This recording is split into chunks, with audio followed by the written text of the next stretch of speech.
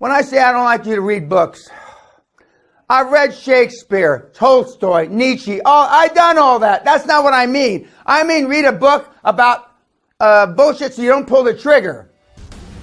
That's the books that you don't have to read anymore. And you're wasting your fucking time.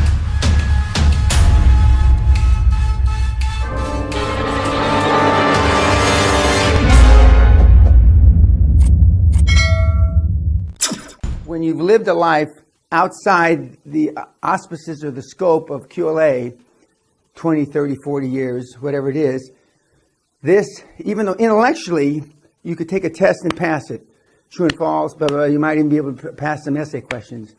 But when you have to enact it, when you have to suck up your pantyhose and grab yourself by your privates and do shit, like these two guys that are going to explain to us on these Skype calls in a few days, they're going to tell you it's a motherfucker. But they're going to also tell you we did it. And when you look at the little shits, some of you guys that fancy yourself maybe macho, tough, you're going to look at these two little cunts and say, well, if these little cunts can do it, fuck, anybody can do it. And that's the point. That is a motherfucking point. If these two little cunts, and I hope you're watching me, you two, and they know, if they can fucking do it, anybody on the planet can do it. Success requires no explanation. Failure must be doctored with alibis. I hear a lot of alibis in this room. When I have private time, the Romanians are best for alibis. Alibi must have started as a Romanian word. Okay? You know, I don't have to make excuses. My track record's on my website. I've done about 35 billion euros in deals, which is about 34 billion more than you've done. I'm being kind. Okay. Okay. I used to say my wife has lost more net worth in fur coats at airports than you've made. Now I can say jewelry and fur coats. And it's all about expectations. But when you start with these alibis, I'm not interested. Because the real truth is nobody else is interested. But political correctness is you listen. Oh, really? Gee, that's it. I'm not interested. Next. Because when you listen to bullshit, listen to this one hard, Father. When you listen to bullshit and you say nothing, you're giving tacit approval that it's all fucking okay. When it's not okay. So when you listen to bullshit, whether it's a government minister and you don't say, fuck you, minister, you're giving tacit approval. And you want to know why your kids are fucked up? Because a whole 2 generations have been raised, you just listen, you don't correct them, da da da da da. And now look at what we got left. I don't, whether it's in an email, a Skype, or whatever, I never just sit by and listen. I tell you when I say you're full of shit. I tell you nobody's going to believe that. I tell you straight up. And that's when your little feelings, because your little egos and little self-image and little self-esteem is non-fucking existent. I have more self-esteem in this fucking toe that I broke a few weeks ago than this whole room has. In my toe. Could be that well, because you don't have any. Most of your self-images are shit. And you wonder why you can't convince somebody of something. Or you wonder why you put up with bullshit. But we're going to show you how to fix all that. We're going to fix it.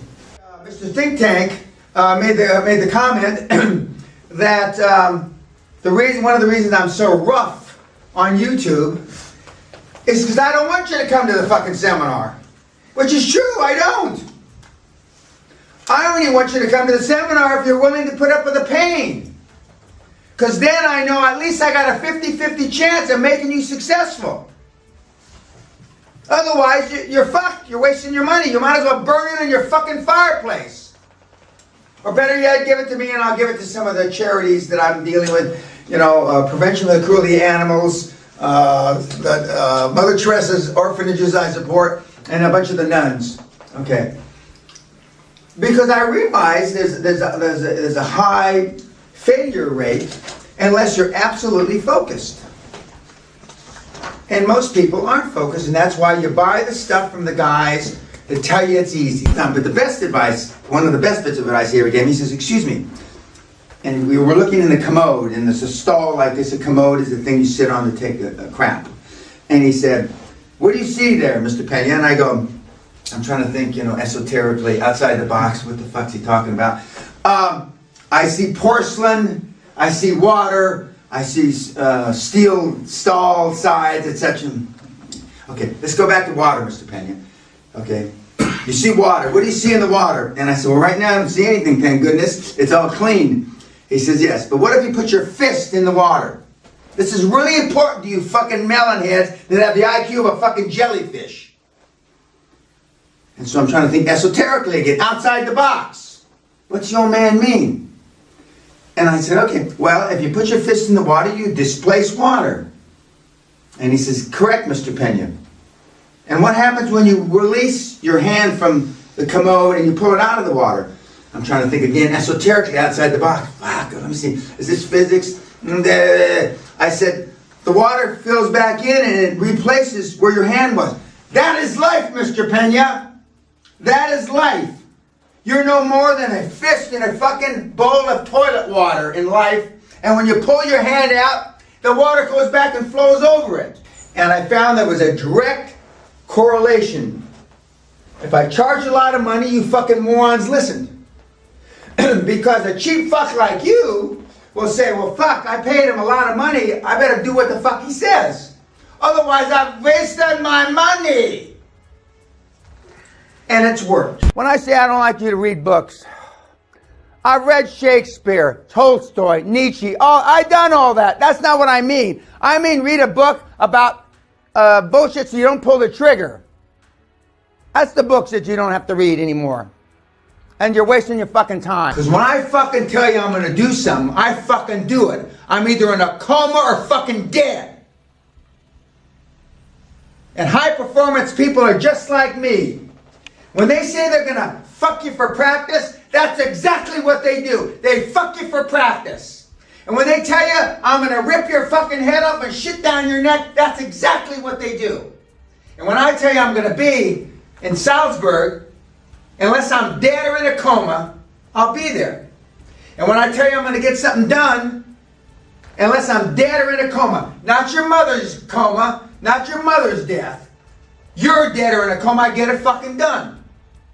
Like if you tell me when I call you, and I don't talk to too many people on the phone, is this a good time? Boom, I hang up. Because you got no self-esteem, no self-confidence, no anything. You ask me if this is a good time.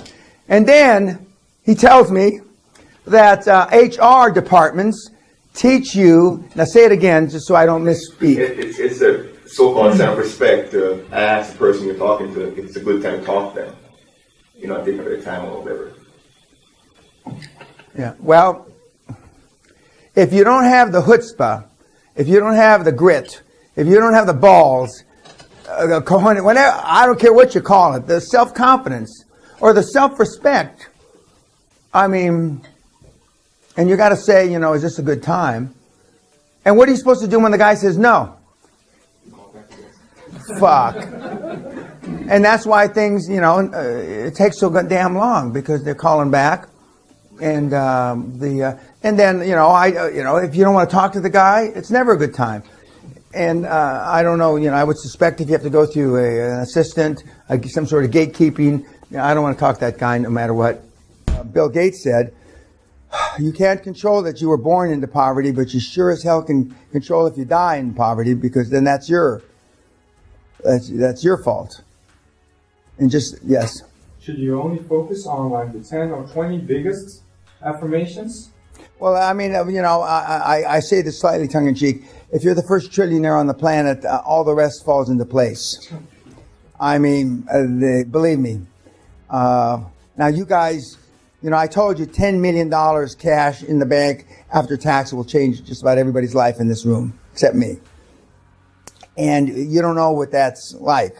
I do. And I can remember, I told some of you, I remember the first day I made $10,000. I remember the first day I made $30,000 in a day. I remember the first day I made $30,000. I remember the first day I made $1 million. And I remember the first day I made $100 million in one day.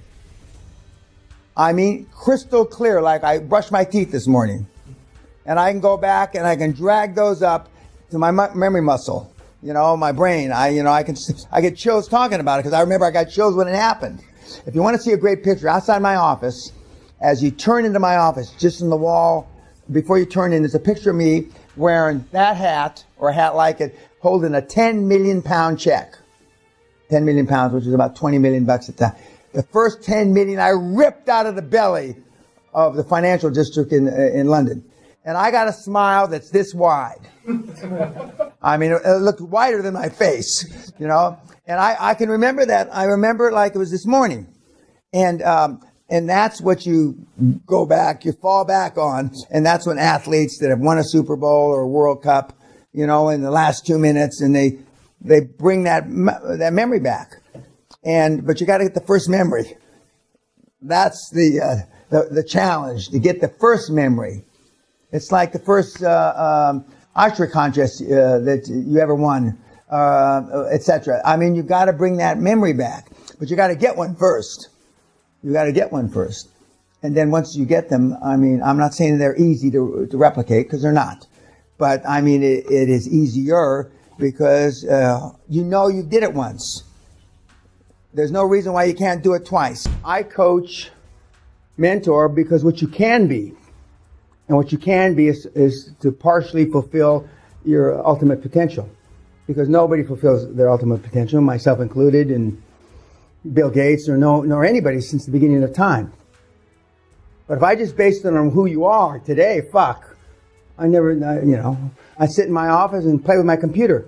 I used to play computer chess. I stopped playing. I used to be a pretty good chess player. And about 25 years ago, the Karpov, or one of the Russian chess world champs, came out with a computer game. And I was staying at the guy that wrote James Bond, those movies. What is it? Ian Fleming's house in Jamaica. I'm staying at his house. We're renting it. And it had an infinity pool. I didn't know what an infinity pool was. Some of you probably still don't know what it is. In the pool, I'm sitting there and I'm playing chess with myself in the computer. And when I beat it at level 17, which is Grandmaster, I took the machine. I still have the machine here. I took it. I put it in its case, still with the moves, and I never played chess again. Now, young chess champion kids have told me, but Dan, the art of the computer game, electronic games, has improved. So you may not be able to beat it at Grandmaster anymore. Yeah, but I did. That's it. I know when to walk away. And so I never played again. Okay. About that same time frame, I played with my son Derek. And I mean, he was 6, 7 years old, and he was just learning how to play chess. And he played me to a stalemate. And then I beat the thing, and I've never played chess with my kid again. And the reason why, when you walk up in the snooker room, in the game room, we have chess tables and chess boards around, because I used to play a lot of chess. But those things have got dust. Well, hopefully they dust them, because I knew that's it. I know when to walk away. And but the great thing about the QLA model is you don't ever have to walk away. You can be the driving force in the first 5 or 6 or 7 deals, and then you can become the chairman. So you've always got, your toe in the water, so to speak, of the. Now, the rumor is that I'm following in the footsteps of 2 of my mentors. For those of you that aren't bright enough to know that that's Lenin and Stalin and me, there's some truth to that. Because I believe in the old Russian way. I'm not interested in your fucking opinions. That's the last thing I need, is your opinion. Because if your opinion was so fucking good, you wouldn't be here. And if you look on my whole wall of influencers, they're both on there amongst some other people like the devil and a few others, Hitler. When all the walls are caving in, there's a thing called emotional flooding. Emotional flooding is when their information is coming in so quickly, you can't process it. And it's not just information. You have to make decisions based on that information so quickly. You can't process it. And it's like a little kid trying to put his thumb and fingers in holes in a dam, you know, and then pretty soon, like in a cartoon, the dam starts to break and you don't have enough toes and fingers to plug up the holes. That's what you guys are going to be like. Or you've operated your whole lives this way, but now you're going to be able to read it in a weekly report and it'll make you ill. Because you just, you know, and there's not enough fingers and holes, and then, and since you're not going to be reaching out to each other, because if I find out that, you're out of the program. You're out of the program. I'm the only that I know of, and correct me if you know anybody else, that makes their seminar attendees and post the seminar for 1 year to be 100% accountable. 100%, not 98%, through their weekly reporting and their monthly Zoom calls. That it's very much like the military. And the only thing is I don't hit them anymore. In the 90s, I hit you. Now I don't. I still like to hit you, but now for obvious reasons, everybody's got an iPhone. Although we don't let you have your iPhones in the room. But anyway, be that as it may. Right now, there's a whole room full of them sitting over in the main castle, waiting to come and meet, giving them a beating or a beat down. And we've even got some Canadians. The Canadians love me. I don't know why they should. I normally don't have anything good to say about Canada, but other than I've made a lot of money there. But at the end of the day, they've got to take action. They can watch all the YouTube's podcasts from now until they bury them. And if they don't take action, it's all BS. The Dalai Lama had his 80th birthday last year. And at the end of his speech, he says, meditation is great. Prayer is great. Contemplation is great. But if you don't take action, all the rest is wasted. And what the kids today have trouble with, they connote reading a book to taking action. And I'm not saying you shouldn't read, because I've read the classics, I've read Shakespeare and all that stuff. But it's not taking action. Taking action is pulling the trigger, going out and making something happen. And even if you fail. And the kids have problems with that. And they come to me and I show them the way through the maze, as it were, how to learn how to take action. Jim Ryan, arguably the best long distance runner who never won a gold medal at the Olympics. He fell down in the 1968 Olympics in the 1500 meter, told me many years ago, Dan, motivation gets you started, good habits keep you going. I have extraordinary habits, and I have had for decades. Most of you have habits that are all fucked. You got bad habits. You got a wife who's a cunt. You got kids that are no fucking good. You got parents that fucked you up. So, I mean, how can you possibly expect to be anything other than you are? But yet, as we talk through this seminar, in the third or fourth day, there's a chart that says, if you're 30 years old, you've been around 250,000 hours, more or less. And we can change those 250,000 hours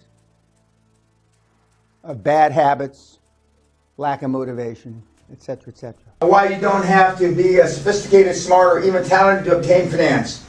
This room is a living legend example of why you don't have to be sophisticated to get the fucking money. And the morons that are watching us on fucking YouTube, they're even more stupid than you because they're not even here. You don't have to be smart to do this. Usman is a classic example of this. And when I make him a sophisticated finance person, I'm going to say I can die and go to heaven or Valhalla now because I've done it all. And he's not the first one that I took over to the dark side. And because he's a t-shirt and jeans guy, beanbag and ping pong, okay, what I do probably is the dark side to him. I am the Darth Vader of fucking finance. Because I'm Dan, the fucking money man. I didn't know it was five credo crap then because I hadn't developed QLA. But I've been talking the same stuff for over 40 years. I didn't know it was revolutionary 40 years ago. But the best training that I had, as I happened to be blessed, when I volunteered for the draft in the middle of the Vietnam War, I went through officers candidate school, infantry, went through ranger training and all that stuff, when it was brutal, not now when you can go home at night to see your fucking wife and kids. And that trained me. And that trained me and gave me discipline. Most people that come to this seminar think they have discipline. They have no fucking discipline. I will be just as fired up the last 5 minutes of this seminar a week from now. And you'll be tired. You'll be standing up against the walls trying to stay awake. Because you're cunts.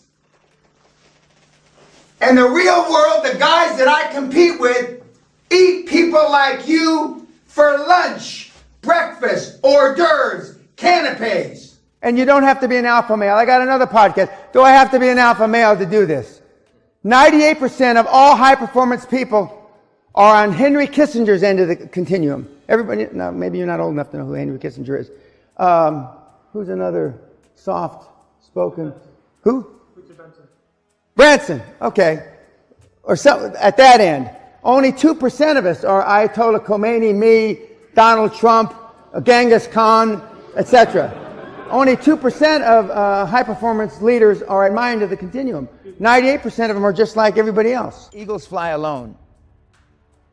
I have no friends. Friends are problems. Friends are challenges.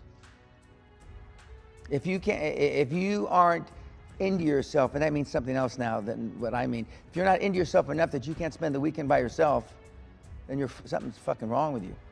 Vis-a-vis self-esteem, being a high-performance person, and accomplishing high-performance acts. Something's wrong with you.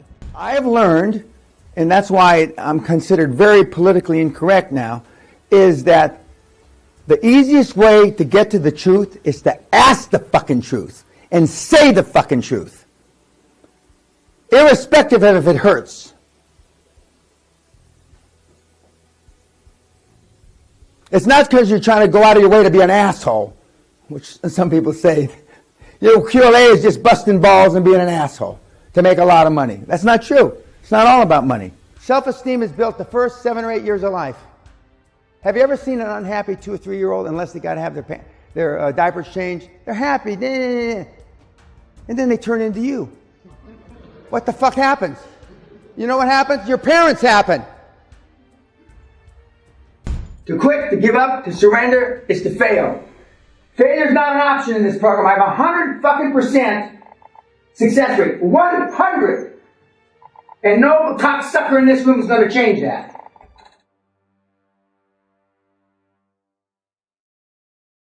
A QLA warrior does not blink till the war is done. And I keep talking about war. You're going to put together a war plan here. Not a fucking action plan like a cunt. And cunt's not bad enough. You don't get insulted, so now I call you vaginas. And what did you say, Jamie, last night the key was?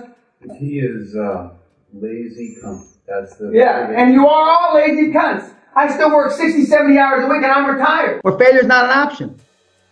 And I do fail. But when I do fail, I am so fucking... I can't believe it. There must be an error. There must be a typo. Because I'm so used to winning. And I've had the pleasure, the good fortune to have been mentored by some real world-class guys. And the world-class guys like me. And they often say, you have the energy I had 50, 60 years ago. This is when I was younger. And you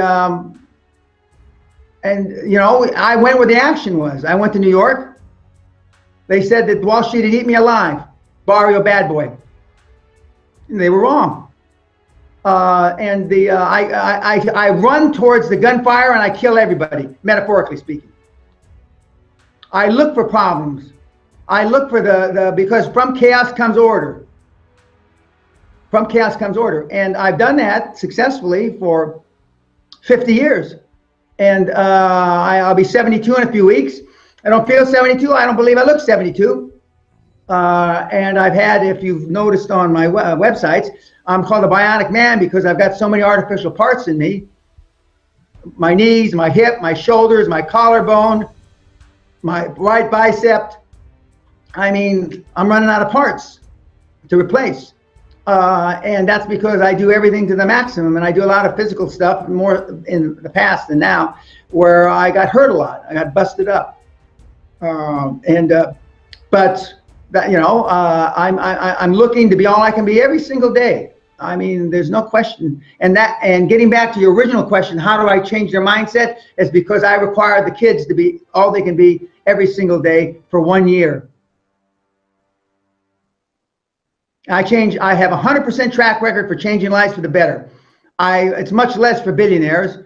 It's more for hundreds of millions, and more even that than tens of millions. And if I can't make you a millionaire, I ought to blow my fucking brains out.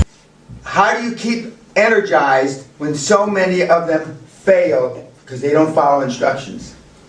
That's the real question. And that real question translates back to you.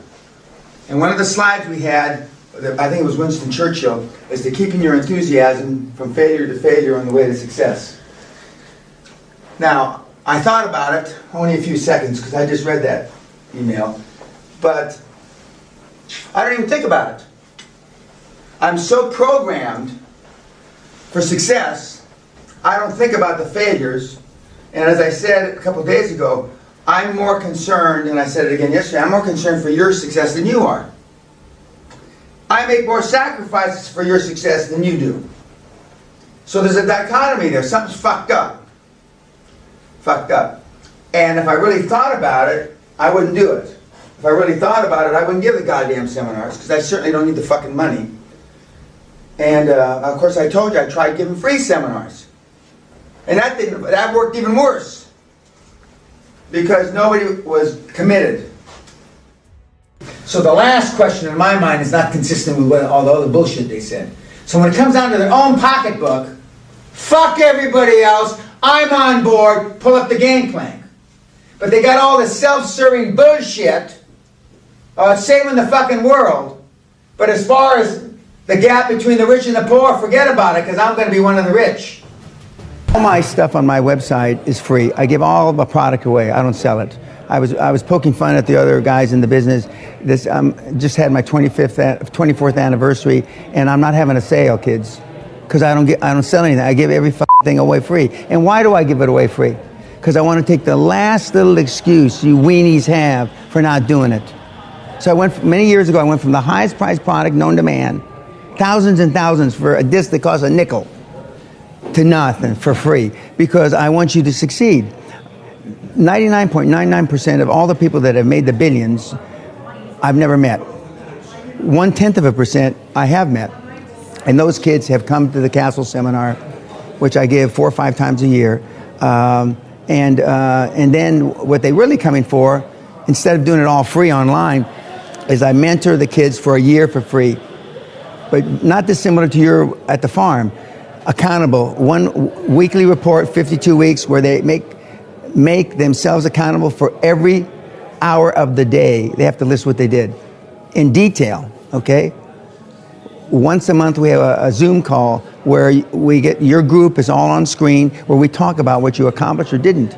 And where I belittle you, make you cry online in front of your peers. We've had people in the seminar pass out. We've had people shit their pants. We've had people piss their pants. We've had people literally collapse in sobbing, because we have 2 bank accounts in life. We've got a financial bank account, we've got an emotional bank account. And it's the emotional bank account where they always run dry. It's the emotional bank account that they give up on the farm because you're beating them physically, okay? It's the emotional bank account why you can't do more, and you're more worried about what people are going to say. I've wasted all these 11 months or 11 years. Elon Musk had a very similar saying. I would rather seppuku, commit suicide, hara-kiri, than fail. I would rather commit suicide. How do we teach that? How do we teach that? Only by example. You can read all the books you want. I've had kids come to me that have read 700 books. They can't pull the trigger. They connote reading books and jogging around the block with taking action. Jogging around the block doesn't mean a thing. unless you test yourself and you go out and try to qualify for the Boston Marathon, do a 100-miler, some of the kind of events you have. Sure. But they don't do that because they think filling up their day is taking action. Filling up their day isn't taking action. And who fucked up? Who were you around for 7 or 8 years? Your parents, right? You're nothing more than the average of the 5 people that you've been exposed to most in your life. Mom, dad, maybe a grandparent, maybe an older brother or sister. Those 5. Are those the people you want to pattern your fucking life after? No! Unless you're John Kennedy, unless you're Adolf Hitler, Mussolini, some high-performance dude, and Mussolini, Hitler, Stalin are all my influencers. Along with the Impaler, and the Attila the Hun and all. Because they were high-performance people. And what you guys don't understand is to be a high-performance person, you don't have to be a good guy. You can be an asshole. And that's what some people think I am. I don't give a shit, though. High-performance life is a lonely life. It's lonely at the top. Because nobody else is willing to make the sacrifices that those guys that I just mentioned. Yeah, if they don't put in the work, the 10,000 hours plus that kind of stuff. Oh no, 10,000 hours. I know that I don't believe in that. I believe that some people do it in 1,000 hours. Some people do it in 1,000,000 hours. It depends. Some guys tell me I've got 20 years doing such and such. What they really have is 1 year 20 times. Most of the people watching this podcast have 1 year, 5, 10, 15, 20, 25 times. You think it's an excuse? Absolutely.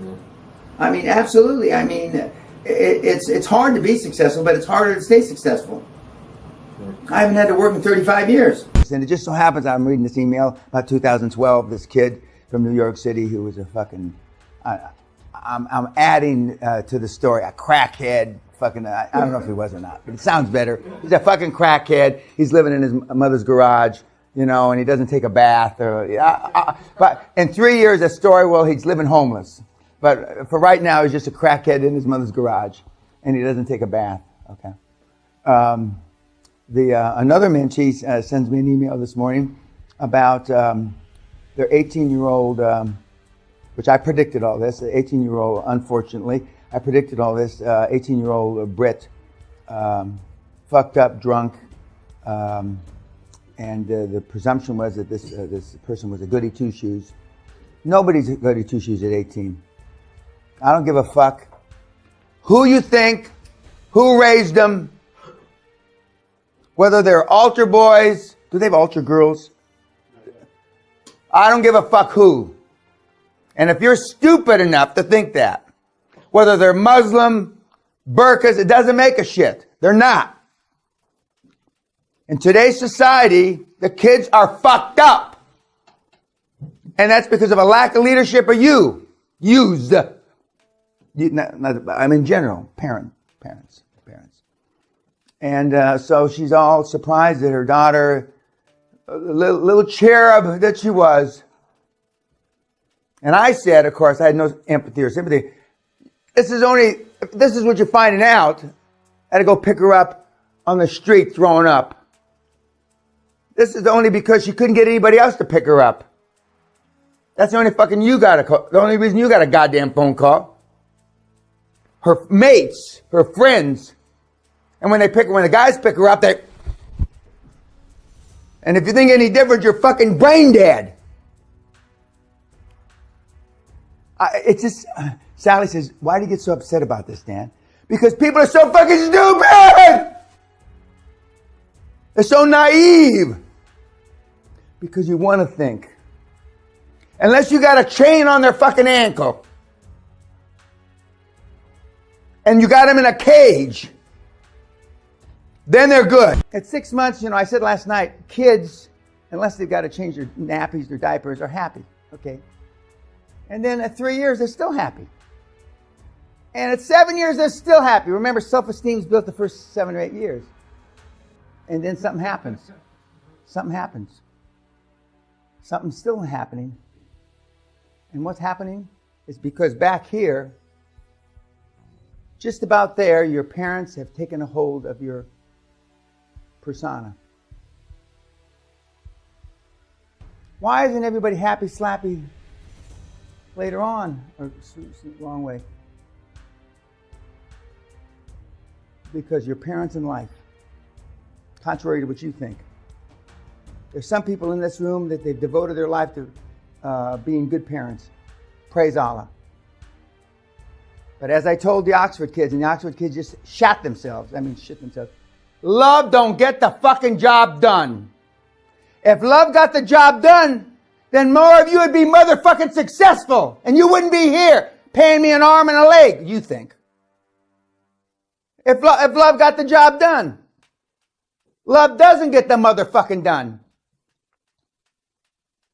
And as I told the Oxford kids, to two mums, which I call Blondie both, which is not politically correct, I said, no matter what you're going to do, sweetheart, and that's not politically correct either, when they're 15, 20, they're going to tell you to go fuck yourself. And kids actually tell, now if I would have dreamt of telling my dad to go fuck himself when I was a kid. And you'll understand later why. But kids actually tell parents to fuck off. It's beyond my comprehension. I can't even begin to think or dream or fantasize of telling my dad to go fuck off.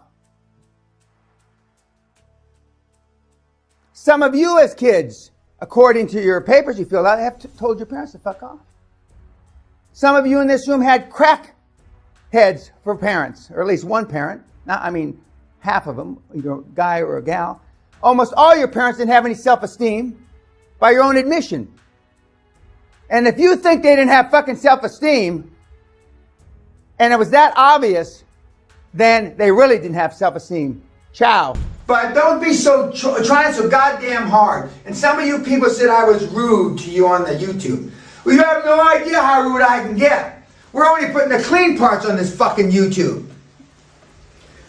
We'll give you the Institute of Finance from Salzburg's number, and you can call him, or tweet fuck him, or face fuck him, and you can find out just how insulting I know how to be. Or the gypsy midget fucking Roma here. They'll tell you. We'll give them both your. I'm going to post it on my website. If you want to know how rude Dan can get, call these two fuck faces. People only make a change for one or two reasons, inspiration or desperation. And to come to me, because I'm really hard, to come to me, you have to have tried everybody and their dog. I've had kids come here that have read 700 books. And in 700 books, they couldn't figure out what the fuck to do. So they come to me. And the most important aspect of my coaching, teaching, mentoring is the 1-year free mentor program. And I give it free because I want to be able to throw you out if you don't measure up. And I take exception to people that say it's a boot camp. Most of these kids have never been to a fucking boot camp. They would know a boot camp if it bit them in the butt. But I mean, we're hard here. Like the kids can't go to the gymnasium until they earn it. I have 2 gymnasiums here at the castle. It's like, it's hard. But I find life hard, and if you look back upon the Elon Musk, etc., of this world, the current day, they're tough guys. They're not, wusses. They're not snowflakes, I think is the word. I had to look that up. I wasn't sure what that meant, but they're not snowflakes. And most people come here, or I'm told, because I'm the alpha male dad model that they never had. I'm not asking for any kids. I got 3 lovely children. I don't need any.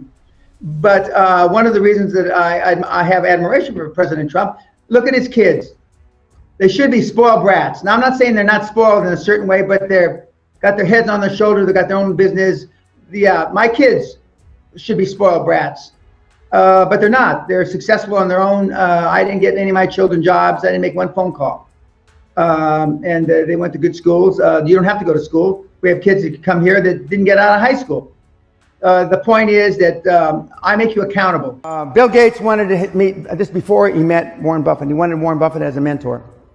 And so he was trying to figure out a way, Warren answers his own phone. But anyway, so his mother, Mrs. Gates, said she's going to have a dinner party. Didn't tell Bill Jr. or Bill Sr. He's got a successful lawyer as a father. And so Bill comes home from a business trip, and the people sitting in the living room a couple luminaries. I think Ellison was there and a couple other guys, and Warren Buffett.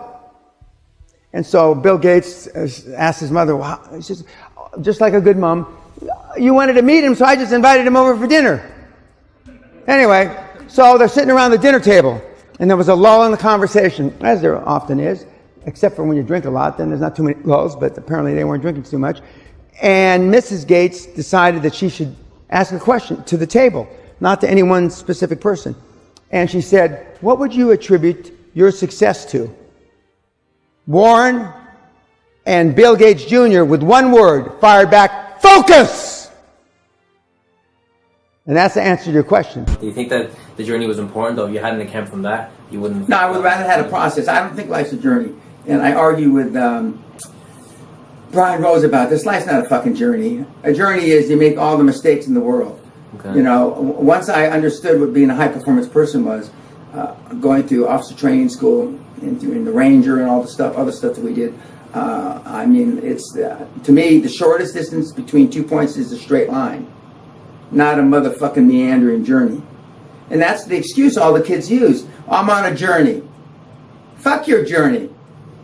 You're going to be on a journey when you're 55 years old, belching and farting in the fucking pub with your mates. Elon Musk doesn't have any mates. Steve Jobs didn't have any mates. Bill Gates doesn't have any mates. Zuckerberg doesn't have any mates. And I can go down the list. Do you think... They don't go to the fucking football matches. They don't go to the World Cup. They don't go to any of that shite. Because I will do whatever it takes. And for those of you that know me a long time, I don't really give a shit if you like me. It doesn't make a fuck to me. Because I'm probably the only person that you've ever met that really, when he says, I don't give a fuck if anybody likes me, I'm telling the truth. Because I don't. Because like and friends are problems. They're like fucking albatrosses on your neck. And we have a couple people here that want to be liked, not even liked, they want to be fucking loved. I've never given up on a mentee since 1993. I've had plenty give up. But I've never given up on one of you. Or as they say here in Scotland, one of yous. And there'll be times where your metal's tested. How can I do this? How can I go forward? How can I accomplish this? And then when you set your objectives and your goals and we go through your QLA war plan, it's not an action plan, it's a fucking war plan because we're at war. And most of you in your lifetimes today, if you were at war, you'd all be fucking dead. Because in war you can't afford mistakes. And you make them every day.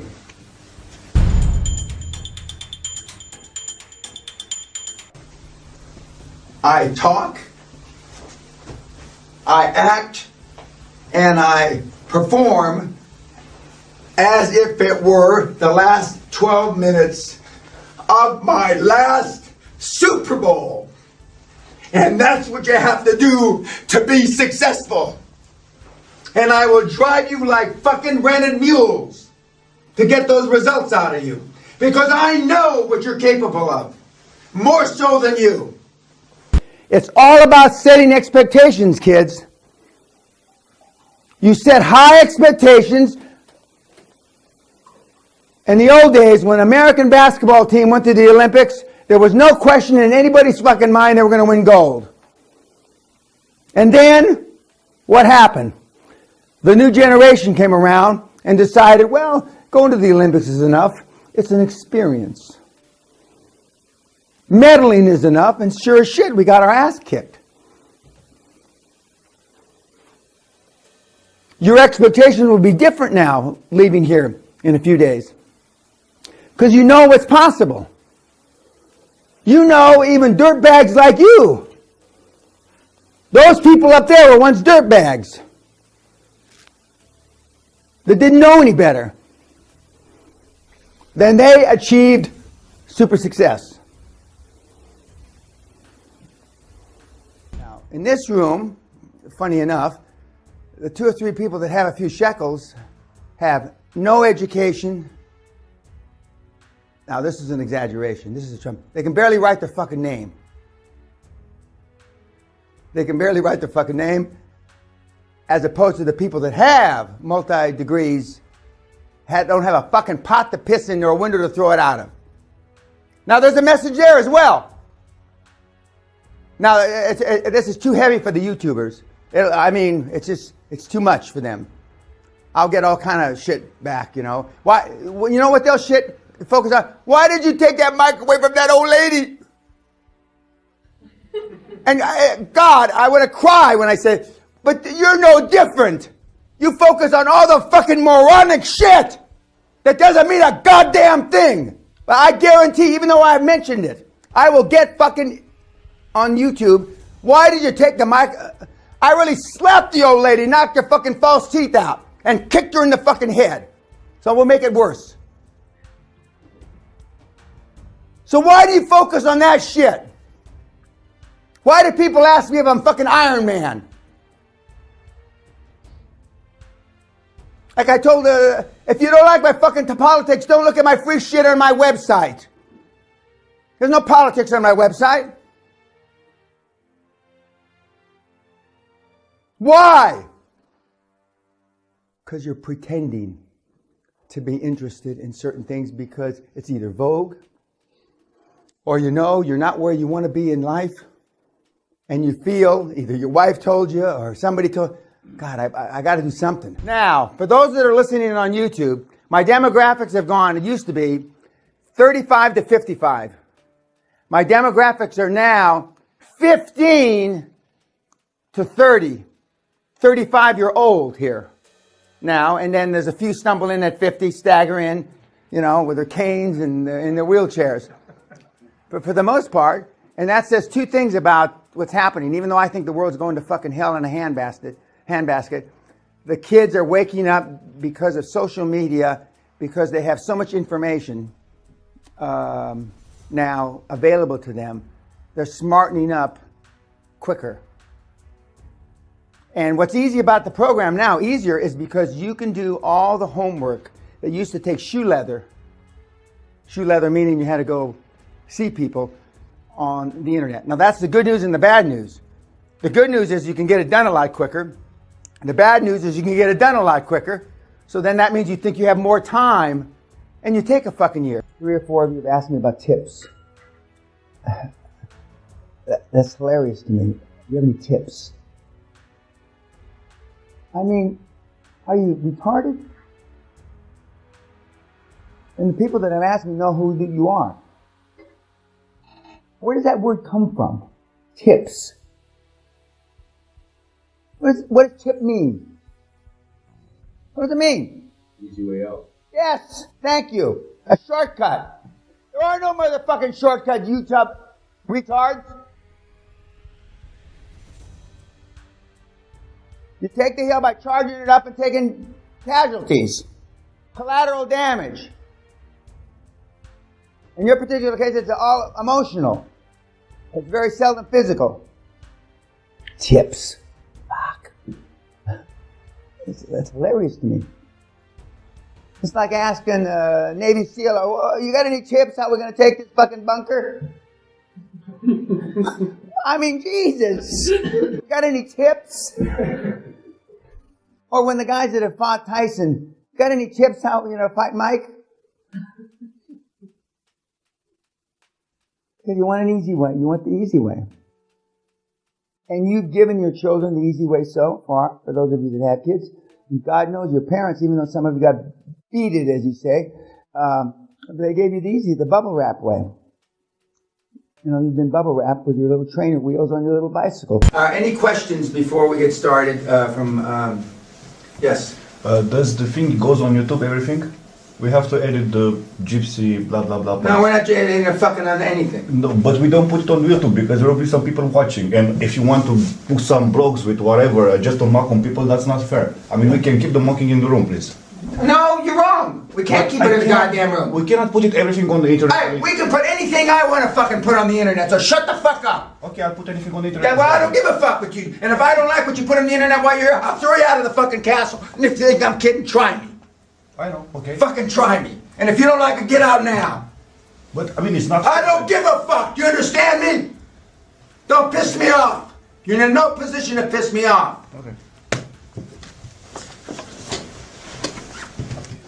this is what I'm training you to be like. The 4 horsemen of the motherfucking apocalypse. Fucking warriors, not whiners, not warriors. Do you think Donald Trump's a whiner?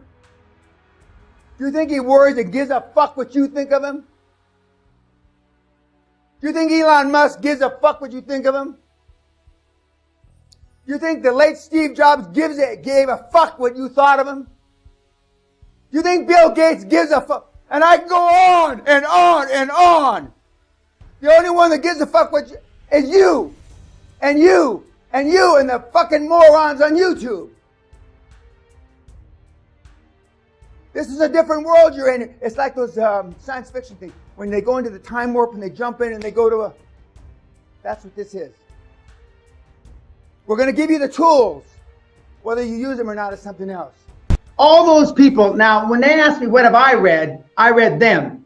To get fired up for today, I watched the 2.5-hour movie, 1963 movie, Zulu, which depicted 1779, I believe, Africa, the British Army, where they fought off 5,000 Zulus, 150 guys, and they did heroic stuff. That's what fires me up, because it's tough to keep your energy high and fired up, because I've done just about everything known to man. Not all good shit, but I mean, I've done just about everything known to man. But the reason I have these people is because I learned something from everybody.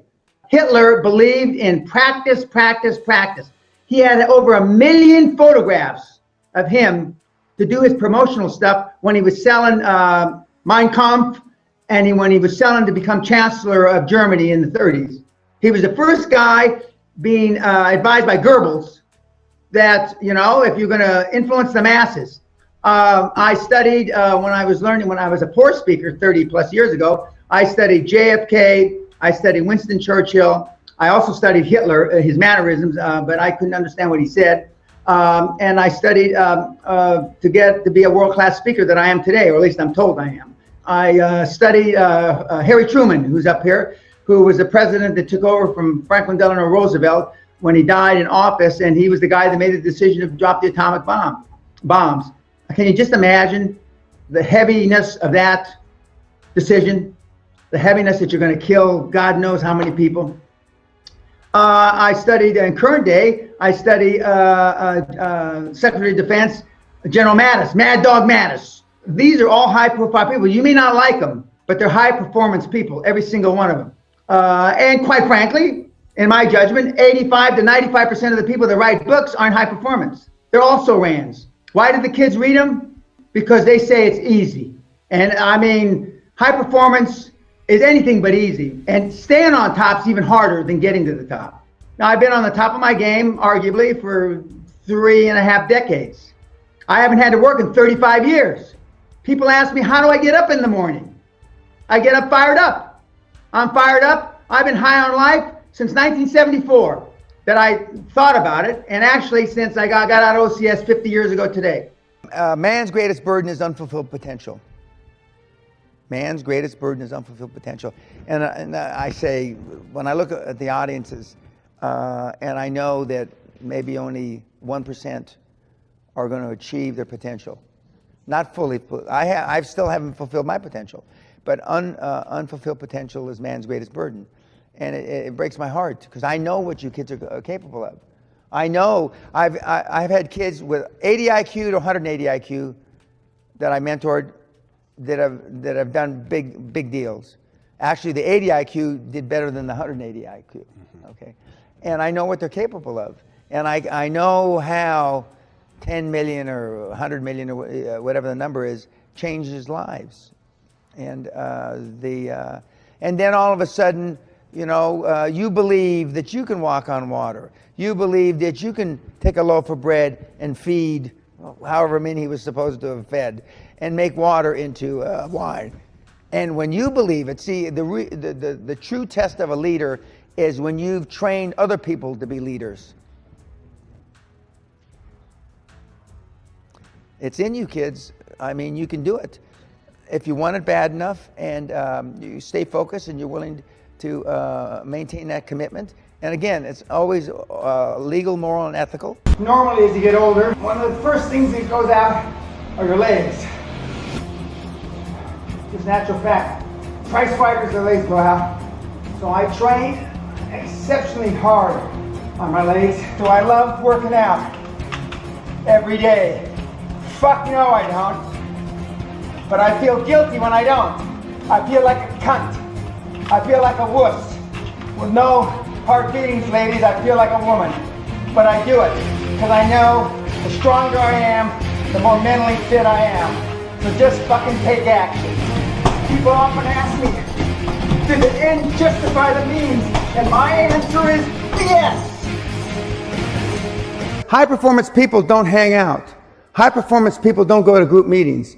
High performance people don't do any of those things. High performance people fly like eagles. They fly alone. I don't have any friends. I've got 4 or 5 guys I've known 40, 50 years. They came to my 70th birthday. We don't hang out. We don't go to the Super Bowl. We don't go to the World Cup. And we certainly don't go for fucking beers watching sports in sports bars. We don't have time. We don't have time. A lot of you say you have friends, you know. I told you what the definition of a friend. My dad's definition of a friend. Manny, I killed the old lady. That means my wife. My dad says, okay, I'll bring the shovel, you get the lye. Lye is, you know, what you put on a disintegrated body. Most of you don't have any friends. You gotta have acquaintances. You know, I've got less than that many friends. And I've had all of them for about between 40 and 55 years since I was a little kid. But your real friends will be happy for you. But most people will be jealous. When Ryan becomes even a more media mogul than he is, and he's really big, not everybody's going to like it. That's just the way it is. That comes with the territory. Do you think a lot of that is because the people are products of their environment? And Oh yeah, you're a product of your socioeconomic milieu. You're absolutely a product, and it's hard not to. You got no money, you got nothing to do, and you got all day to get in trouble. Yeah. I mean, there's places in Ireland when, you know, I can't relate to the Northern Ireland stuff, but I mean, when you don't have any choices, when you don't have, and there's nothing else you can do, unfortunately, kids do the wrong thing. And most kids do the wrong thing because of lack of leadership. And I believe that one of the reasons the world's fucked up now is because of the lack of parental leadership. In some cases, the lack of parents, because they're being raised by one parent, normally a mom. And the kids that come to me, you know, I'm not selling this to your audience. I'm the alpha male dad they never had but always wanted. The seminar is 80% different than it was 20 years ago. Now you guys would still be doing a spreadsheet, and I know the ones that be doing the longest spreadsheets, trying to figure out, well, what does quantum mean? What kind of meaning? And what is leap? Has that got a bad connotation? And what advantage do you have? I can just see all the fucking stupid questions that you'd ask yourself. You know why? Because you're fucking insecure. You lack self-esteem. You lack self-confidence. You got no huevos. That's why. And that's why these guys and these guys take your fucking money from you and fuck your wife for practice. I eat all you guys for breakfast before breakfast. That's the difference. Said there are stupid questions. Now, you were told to, you weren't asked to. You were told to read every fucking thing. We have put a list on the email. There were podcasts, etc. listed. I will bet both of my testicles that 95% of you in this room did not do that. Why do I make such a bold statement? Because I've been doing this a long fucking time. And you're the good ones. The morons are watching on YouTube. When I was going to visit my mentor, and I'm going to be your mentor for the next year, Mr. Grazos, the CEO of Onassis Group, etc. If he told me, he says, Mr. Pena, I would suggest that you read this. so we can discuss it next time we get together. Guess what? I fucking read it.